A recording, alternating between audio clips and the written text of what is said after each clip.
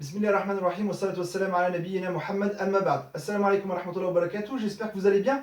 Alors, Inch'Allah, pour cette vidéo-là, donc on va entamer un petit peu la 19e leçon. Donc, on se rapproche un petit peu, on va dire, des deux tiers du livre. Il nous restera un tiers, Inch'Allah, où dans ce tiers-là, ce dernier tiers, on verra un petit peu les pluriels, les duels, etc., les masdar. Donc, on verra bien un petit peu tout ça. Donc là, sans plus attendre, Inch'Allah, la 19e leçon, elle est là. Donc, je l'affiche, reste pas trop longtemps. Tout de suite, ce qui m'intéresse, comme à mon habitude, c'est les points grammaticaux. Et dans cette leçon-là, il y a un point grammatical qui est important. C'est le troisième cas des verbes du type mu'tal naqis. Donc le troisième cas, ça va être celui-ci. On y va. On va analyser un petit peu le cas du, entre guillemets, du ya avec une fatha. D'accord? Donc le ya ici, vous voyez, regardez bien, avec point ou sans point. On a deux types. On a baqiya et on a naha. Donc ici avec fatha ou mudari'. Si vous regardez dans un dictionnaire, effectivement, ces verbes-là, vous voyez une fatha. Ça veut dire qu'au mudari', il y aura une fatha sur le, on va dire, sur le la deuxième radicale. D'accord? Donc ici sur le qaf et ici sur le ha. Alors on y va pour la, entre guillemets, conjugaison. Donc au mudari', nous avons la chose suivante. Je vais avoir, regardez bien, ça va être du af'alu. Ça va être donc du abqa. On va pas dire abqayu. Non, on va dire tout simplement Ebqa, d'accord? Pourquoi? Parce que, alors, vous allez me dire, vous avez dit la fois dernière que le ya, c'est la prolongation d'une kasra. Oui, ici, c'est en vérité ça, c'est en vérité ce qu'on appelle l'elif, d'accord? C'est un elif, on a vu dans tout début, on va dire, quand on faisait l'arabe, par exemple, Moussa, d'accord? Moussa, à la fin, après le signe, c'est un elif, d'accord? Qui est différent du elif qui monte, mais qui est comme ça, d'accord? Donc ici, donc c'est un elif, d'accord? Donc ici, abqa. Et donc le elif, on sait bien que c'est la prolongation d'une fatha. Ben, on a une fatha ici, d'accord? Donc là, on peut laisser comme ça. Et c'est mieux de laisser comme ça plutôt que de dire abqayu, d'accord? Donc ici, abqa. Ici, tabqa. Ici, tabqaina, d'accord? Donc bien entendu, regardez bien, hein, tabqaina. Et ici, yabqa, tabqa, d'accord? Donc ici, voilà un petit peu la conjugaison pour ce type-là. Alors tout de suite, on va passer maintenant, puisqu'on a fait au mudari', on va passer au madi. Au madi, qu'est-ce qu'on va avoir? On va avoir la chose suivante. Alors, rappelez-vous que le verbe c'était baqiya. Donc ça va être du fa'iltu. D'accord? Donc baqitu. D'accord? Et on ne va pas mettre une soukoun sur le ya parce que le ya, ici, c'est une prolongation naturelle ou un prolongement naturel de la kasra. Donc c'est bon. Baqitu, baqita, baqiti, baqiya, baqiyat. D'accord? Donc ici, là, ça ne passe pas de problème. Donc ici, pour ce verbe. Inch'Allah, tout de suite, on va parler d'un autre point un peu grammatical. C'est le elif avant un pronom. D'accord? Ce yes en point avant un pronom. Je donne un exemple pour essayer de comprendre. Si je dis Zaydun bana daran, donc Zayd il a construit une maison, hein, donc Zaydun bana daran, on voit très bien que le bana il se termine par ce elif qui est là ou ce yes en point qui est là, comme vous voulez, d'accord? Alors qu'est-ce qui va se passer maintenant si après ce elif il y a justement un pronom, d'accord? Ce qu'on appelle damir. Donc qu'est-ce qui va se passer dans ce cas-là? Alors dans ce cas-là, regardez ce qui va se passer. Il va se passer la chose suivante. Je peux dire, au lieu de dire Zayd il a construit une maison, je peux très bien dire que Zayd l'a construit, d'accord? En sachant bien entendu que dans le contexte, on parle bien d'une maison. Et si je dis Zayd l'a construit, je vais dire Zayd bana, regardez ce qui s'est passé. Le elif là est devenu un elif maintenant que, entre guillemets, qu'on comprend bien et que tout le monde comprend. Ici, ce elif montant, d'accord? Donc ici, donc on a ça. Et vous voyez, parce que simplement après, on a un pronom, d'accord? Le ha, banaha, d'accord? Donc ici, à partir du moment où j'ai un damir qui est juste après cette terminaison, lui, il va monter. Ça va devenir un elif normal, d'accord? Donc ici, faites attention à ça et vous allez le retrouver souvent dans les textes. Alors, tout de suite, je passe maintenant au point suivant. On a vu que pour les noms, on avait un livre. Alors là, on va s'intéresser à quelque chose qui est très intéressante, c'est que, effectivement, si je dis un livre, mon livre, je comprends qu'un livre c'est kitabun, mon livre c'est kitabi. Mais qu'en est-il justement des verbes? Alors vous allez dire, ouais, mais un verbe, je ne peux pas dire mange, moi mange, etc. Vous allez voir pourquoi. On y va tout de suite. Un livre, je vais dire kitabun. Par contre, si je veux dire mon livre, je vais dire kitabi. On y va. Et pour les verbes, alors je vais vous donner un exemple simple. Je prends un exemple. Si je dis il a demandé, Et si je dis il m'a demandé, vous voyez maintenant où intervient entre guillemets la possession. C'est pas réellement une possession, mais il m'a demandé, il a demandé, c'est pas la même chose. Si je dis il a demandé, je vais dire c'est elle, d'accord? C'est elle, il a demandé. Et si je vais dire maintenant il m'a demandé, donc comment je vais pouvoir le traduire? Alors on va le traduire de la manière suivante. C'est elle ni. Vous voyez, on revoit en vérité le yé de la possession, sauf qu'on a introduit entre le yé et le dernier radical, on introduit le nun, ce qu'on appelle nun wiqaya. Donc c'est un nun ici, on est obligé ici de le mettre, on va dire c'est eleni, d'accord? C'est eleni, et on va pas dire c'est eli, non, c'est eleni, d'accord? Donc faites attention, toujours l'introduction du nun et ensuite du yé quand on parle de verbe, d'accord? Donc il y a plein de cas, hein. Il a interdit, il m'a interdit, d'accord? Vous voyez, c'est pas la même chose, donc ici, nuance à bien justement prendre en compte. Alors tout de suite, on va passer maintenant à deux nouvelles particules. Il y a deux nouvelles particules de la famille de l'akinna. Alors généralement on ne dit pas la famille de l'akinna, on dit la famille des inna wa akhawatuha, d'accord? Sauf que ici, la particule qu'on découvre, c'est la particule inna, donc je ne vais pas dire la famille de inna. Alors l'akinna, rappelez-vous un petit peu qu'est-ce que faisait l'akinna. L'akinna, il avait une particularité, c'est que il avait tendance à rendre mansoub le mubtada, ce qu'on appelle le ism en vérité, le mubtada, et marfou' le khabar. Eh bien, on a deux particules qui vont avoir le même rôle. Donc, on va avoir la première particule qui est inna, la deuxième qui est la'alla, d'accord? La'alla, d'accord? Inna, donc c'est pour exprimer entre guillemets la certitude. C'est ce qu'on appelle tawkid, la certitude. La'alla, c'est pour exprimer l'éventualité. Peut-être que, d'accord? Donc ici, la'alla. Mais en termes de construction, c'est de la même manière, d'accord? Que la kinna. Inna, la'alla, c'est pareil. Donc ici, qu'est-ce qu'on va avoir? La particule inna s'emploie avec le sens de que. Alors, parfois, effectivement, inna va s'employer avec le sens de que après le verbe qala, d'accord? On va dire, rappelez-vous, hein, par exemple, on avait vu la particule anna. Vous voyez, anna. On avait vu qu'après, par exemple, il pense que, d'accord? Hasiba anna. On avait dit hasiba anna. Par contre, si je dis il dit que, je ne vais pas dire qala annahu. Non, je vais dire qala innahu. D'accord? Donc là, faites attention aussi. Je donne un exemple tout de suite. Qala innahu sayarji'u. D'accord? Qala innahu sayarji'u. Donc ici, on va dire il a dit qu'il allait revenir. D'accord? Il a dit qu'il allait revenir ou qu'il reviendrait. D'accord? Donc voilà un petit peu dans ce sens-là. Tout de suite, on va passer aux exercices maintenant. Donc on me demande dans les exercices de conjuguer au mudari' et au madi le verbe naha. On me dit, attention, il y a une fatha dans le dictionnaire. On y va. Nahaytu, nahaita, nahaiti, naha, nahat. Et regardez bien, suppression en fait de celui-là, vous voyez la langue là, pour mettre tout simplement le T avec une soukoun. Donc ici, nahat. Et on y va pour le deuxième. Enha, tenha, tenhaina, yanha, tenha. D'accord? Donc ici, voilà pour l'exercice numéro 2. Exercice numéro 3.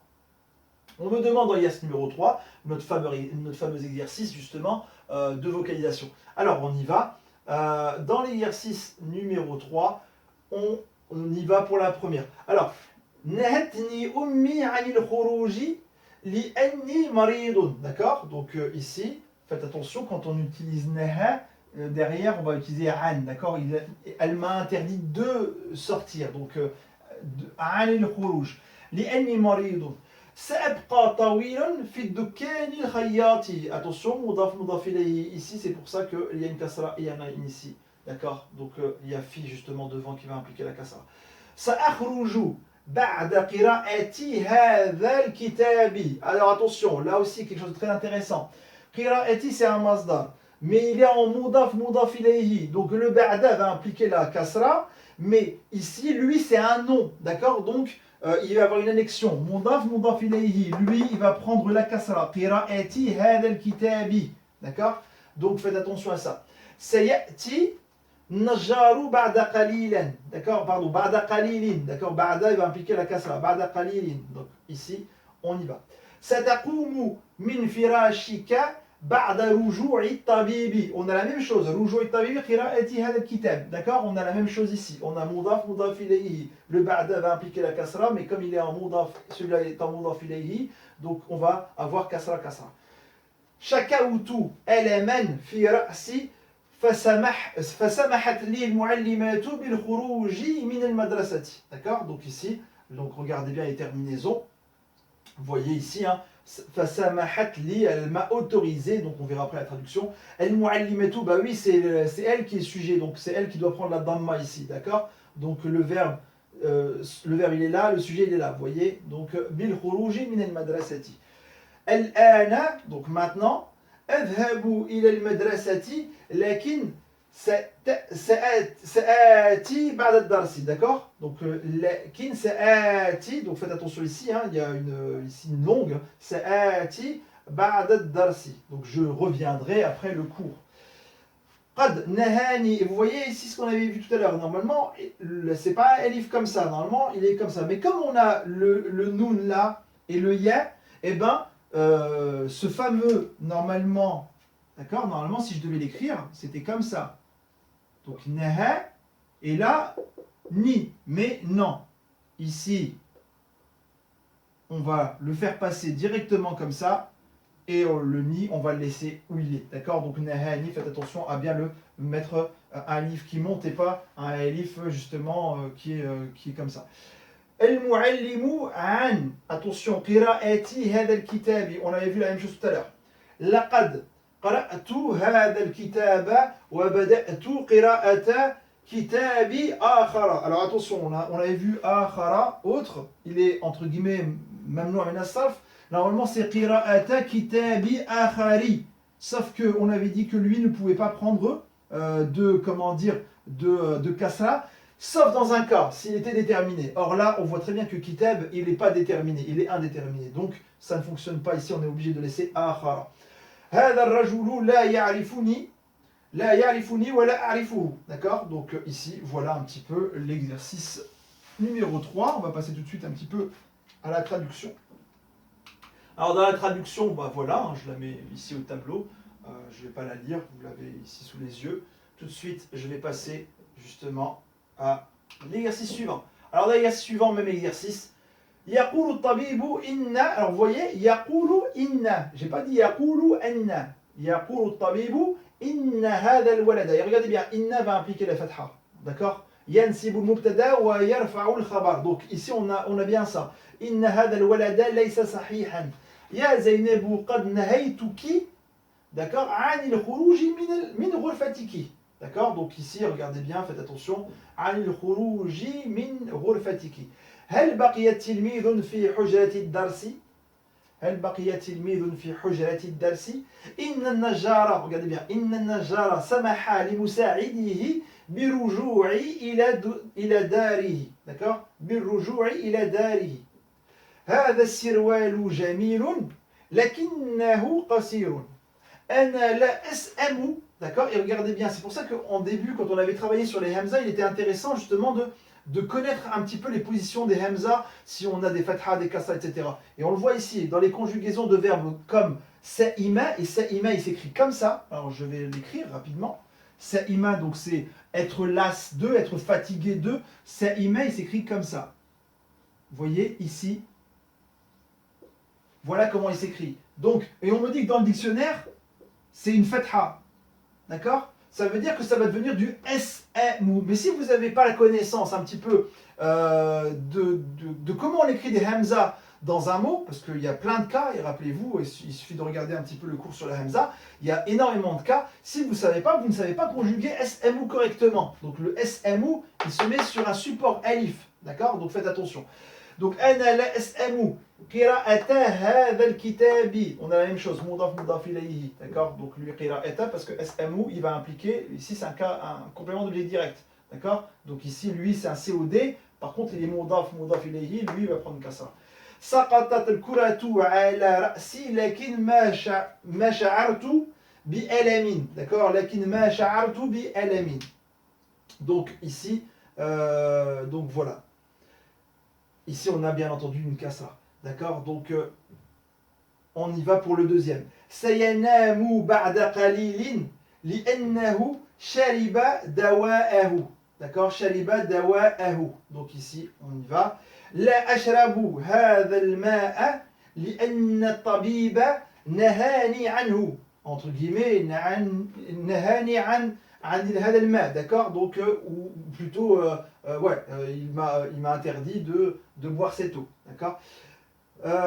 سأقرأه pardon سأقرأ حتى رجوعي أمي ثم أنام, d'accord, jusqu'à ce qu'elle revienne, entre guillemets, hein, donc حتى رجوعي أمي ثم أنام. Donc on va tout de suite passer à la traduction. Alors la traduction du texte, pareil ici. D'accord. Donc, voilà, je ne vais pas le laisser très longtemps. Donc, pareil, à vous d'en prendre note. Je passe maintenant, entre guillemets, à la traduction du texte. Donc, elle a déjà lu cette histoire et en a commencé une autre, entre guillemets, a commencé une autre histoire. Donc, si je le traduis, donc je vais le traduire de la manière suivante. Donc là, j'y vais. Alors, j'ai tout traduit. Hein. قد قرأت هذه القصة. Faites attention ici, il y a donc une shadda, القصة وبدأت قصة أخرى. Je passe au suivant. لا أشرب, donc إلا في كأسي, donc je ne bois que dans mon verre. ما سمح لي بقراءة وصفته, d'accord, وصفته. Donc ici, c'était la troisième phrase, hein, qui est là. Donc il ne m'a pas permis de lire son ordonnance. Donc il ne m'a pas permis de lire son ordonnance. Il ne m'a pas permis, c'est du passé. ما سمح لي بقراءة وصفته. تنهاني أمي عن الخروج في الليل, d'accord. Donc ici, hein, ma mère, elle m'interdit de sortir dans la nuit, donc pendant la nuit. قامت, et regardez bien ici, قامت, j'ai mis une kasra. Normalement, il n'y a pas de kasra, mais comme le problème ici, c'est que el maridatu, il y a une soukoun, je ne peux pas avoir deux soukouns. Donc c'est pour ça que là, il y a une suppression. قامت المريضة بعد خروج الطبيب, d'accord. سأبقى معك. Alors, إلى رجوع أختك, on aurait pu mettre aussi حتى رجوع أختك, d'accord. Donc ici, hein, c'est à vous de voir. سأبقى معك إلى رجوع أختك. Je répète encore, on aurait pu, et peut-être même mieux de mettre حتى, mais bon bref, حتى رجوع أختك. لعل في هذا الكتاب قصة. Bah oui, لعل ينسب المبتدا. Donc regardez bien, ici on a une partie khabar, entre guillemets, qui est muqaddam. Normalement cette partie-là, elle vient à la fin. Donc la'alla, il va agir quand même sur qissatan, d'accord. Même si qissatan, il est éloigné. Donc, parce que normalement c'est la'alla qissatan fi hadha al-kitabi. Pourquoi il est à la fin? Parce que qissatan, il est indéterminé. Donc il est indéterminé, on voit très bien qu'il n'y a pas de alif lam, mais là on a tanwin. D'accord. Donc la'alla, il va quand même agir même s'il est très loin. لعل في هذا الكتاب قصة جميلة ما سئمت القراءة لكن أشعر بألم في عيني. أتت أختك لكن ما بقيت طويلا معي, d'accord. أسمح لك بالقيام لكن أنهاك عن الخروج من الدار, d'accord. Donc voilà un petit peu ici le texte, donc la fameuse traduction de l'exercice numéro 5. Donc voilà, Inch'Allah, moi je vais m'arrêter ici. Je vous dis à très bientôt pour la leçon numéro 20, Inch'Allah. Et ensuite il y aura des exercices de récapitulation, voilà, un certain nombre d'exercices. Inch'Allah, peut-être que je corrigerai, il y en a un paquet quand même. Donc voilà, l'objectif étant de terminer un peu, Inch'Allah, ce volume-là. Donc il nous restera encore 10 leçons pour le terminer. Je vous souhaite de passer une bonne soirée. Je vous dis Inch'Allah à très bientôt. Inch'Allah. Assalamu alaikum wa rahmatullahi wa barakatuh.